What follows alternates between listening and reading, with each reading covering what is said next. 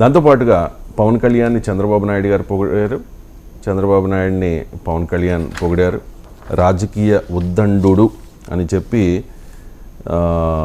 పవన్ కళ్యాణ్ పొగిడారు సార్. దాంతోపాటు claymore men పేలి అంత ఎత్తు ఎగిరి పడ్డా లేచి నిలబడి దుమ్ము దులుపుకుని నడవండి అంటూ నడిపించిన దీసాలి అంటూ చాలా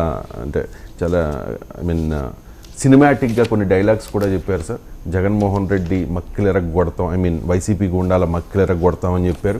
24 తీసుకోవడానికి గల కారణాలని చెప్పారు.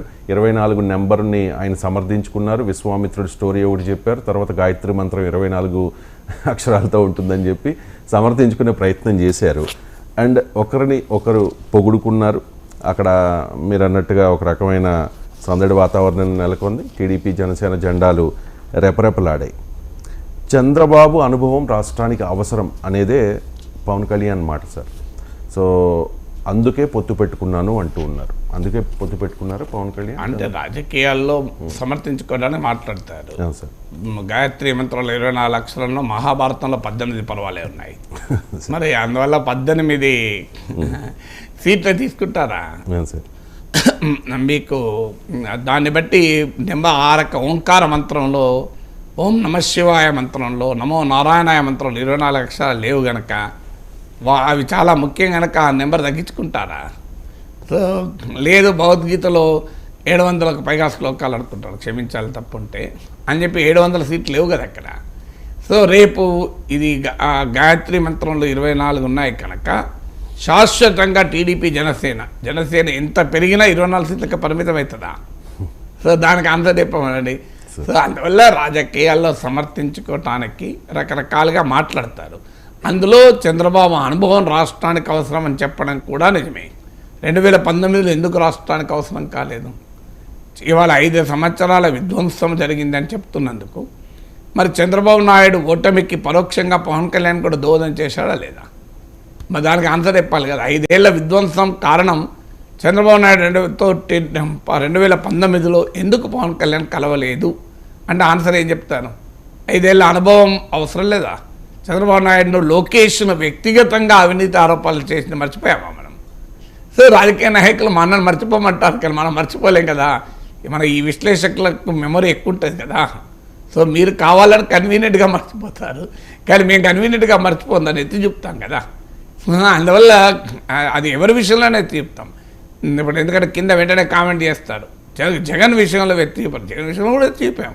ఎన్నిసార్లు చెప్పలేదు నేను? 2019కి ముందు మోడీ పైన అవిశ్వాస తీర్మానం ప్రకటించిన జగన్మోహన్ రెడ్డి ఇప్పుడు సంపూర్ణ విశ్వాసాన్ని ప్రకటిస్తున్నాడని 100 సార్లు చెప్పాను. సో అందువల్ల ఈ రాజకీయంలో ఉన్నవారు తమను సమర్థించుకోవడానికి ఈ రకంగా మాట్లాడుతుంటారు. 2014లో చంద్రబాబు అనుభవం రాష్ట్రానికి అవసరమని భావించారు. 2019లో చంద్రబాబు పోవడం రాష్ట్రానికి అవసరమని భావించాడు. మళ్ళీ 2019లో అనుభవం కావాలని అంటున్నారు. 2024లో ఏమవుతుందో తెలియదు. అందువల్ల వైసీపీ వ్యతిరేక ఓటు చీలకూడదు. జగన్మోహన్ రెడ్డి లాంటి పాలన నుంచి రాష్ట్రానికి విముక్తి కావాలి, అందుకొరకే పెట్టుకున్నాను అంటూ తెలుగుదేశంతో తనకు విభేదాలున్నా, గతంలో తాను చంద్రబాబు నాయుడిని విమర్శించినా, ఈవెన్ అమరావతి విషయంలో కూడా బాబుతో కొన్ని విషయాల్లో డిఫర్ అయినా, సో ఆ పవన్ కళ్యాణ్ పొత్తు పెట్టుకోవడానికి ఒక హేతుబద్ధత చెప్పాడు.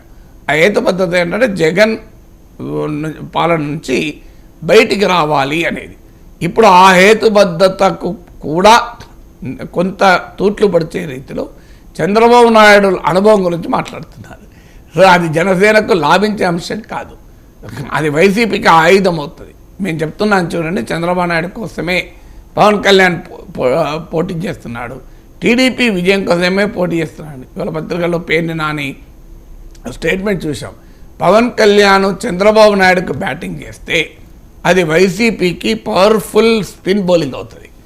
జగన్మోహన్ రెడ్డికి వ్యతిరేకంగా ఆయన ఓడించడానికి కలిశాను అనే ప్రాతిపదిక వదిలేసి చంద్రబాబు నాయుడు లాంటి దీశాలి నాయకత్వాలు పనిచేయాలంటే జనసేన టీడీపీలు విలీనం చేయొచ్చు కదా.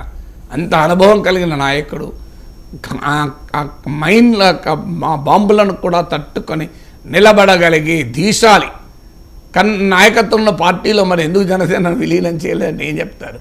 సో మైత్రికి రాజకీయ ప్రాతిపదిక చెప్పవచ్చు, కానీ మైత్రికి రాజకీయ ప్రాతిపదిక హద్దులు దాటి బియాండ్ అ పాయింట్ కనుక పొగడడం మొదలు పెడితే మరి ఆ పాస్ట్ నుంచి వచ్చే క్వశ్చన్స్ కూడా వస్తాయి కదా. అందుకే సూటి ప్రశ్న పవన్ కళ్యాణ్ 2019లో ఆంధ్రప్రదేశ్కు చంద్రబాబు నాయుడు అనుభవం అవసరం లేదని మీరు ఎందుకు భావించారు? చంద్రబాబు నాయుడు అవసరం లేదని ఆయనతో మీరు పొత్తు పెట్టుకోకపోవడం వల్లనే, లేదా మీతో ఆయన పొత్తు పెట్టుకోకపోవడం వల్లనే కదా ఆ అనుభవజ్ఞుడు ఓడిపోయి జగన్మోహన్ రెడ్డి గెలిచింది. 5 ఏళ్ల విధ్వంసానికి కారణం మరి మీరు పొత్తు పెట్టుకోకపోవడం కాదా అని ఎవరైనా అడిగితే ఆన్సర్ ఏమో. Sorry sir. ఇక హూ కిల్డ్ బాబాయ్, అక్కడ వివేక